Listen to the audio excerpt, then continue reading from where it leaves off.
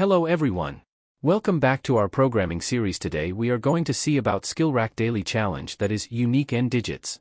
Include necessary header files, stdio.h for input, output functions and stdlib.h for dynamic memory functions. Int fact, int n. This line declares a function named fact that takes an integer n as a parameter and returns an integer. If n equals 0, n equals 1. This line checks if n is equal to 0 or 1. Return 1. If the condition is true, the function immediately returns 1, as the factorial of 0 or 1 is 1. Inside the if statement, return n asterisk fact, n1. If the condition in the if statement is false, this line calculates the factorial by multiplying n with the factorial of n1 recursively. Int permu, int n int r.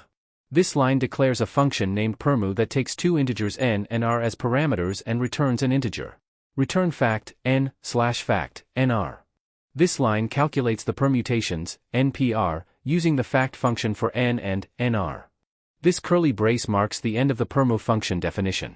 Int continue, int n.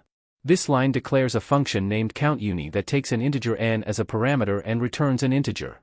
If n1 n9. This line checks if n is outside the valid range, 1, 9. Return 0.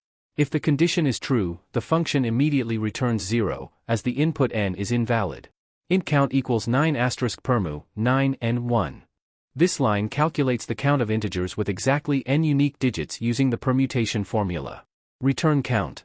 This line returns the calculated count. Int main. This line declares the main function, the entry point of the program. Int n. This line declares an integer variable n. Sconf, %n. This line reads an integer from the user and stores it in the variable n. If n equals 1. This line checks if n is equal to 1. Printf, 10. If the condition is true, it prints 10 to the console. Return 0.